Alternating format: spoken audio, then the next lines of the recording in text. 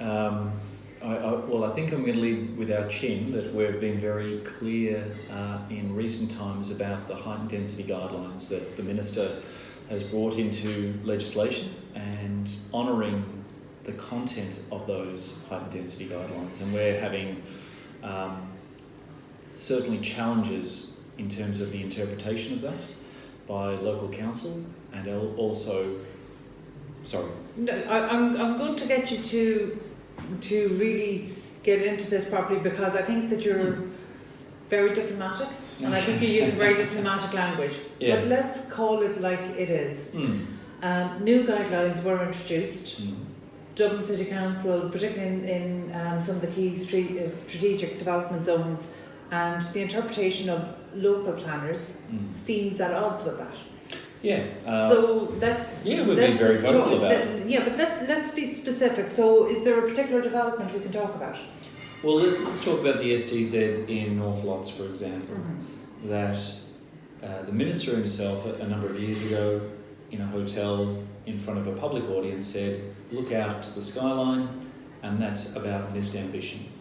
The heightened density guidelines come out, and then what we're seeing is not a reflection of that policy, but we see a frustration because in the developments that we're doing in the Docklands, and there is only a limited number of sites left, and we're developing 2 of those. So there's only 3 or 4 at present that are left capable of doing density plays, but we're not seeing a policy change relevant to the SDZ.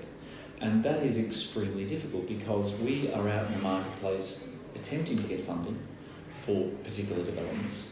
We see the opportunity based on the heightened density guideline amendment saying, yes, we're promoting greater opportunities to create more places to live and work, and yet we're not seeing that policy being adopted by council. Where's the disconnect? That is a fantastic question. If I could answer that, I think I'd be a long way to solving the problem. Okay, can I hazard a guess and say, are we talking about locally appointed councillors who are sitting for a period of 4 years and, you know... No, I wouldn't say it's elected officials. I think it's the policy of the city itself, of council. We are promoting density. This city cannot afford to expand outwards. Every city in Europe needs to reconsider its density play and actually have people not commuting 3 hours a day, but actually be living close to their place of work.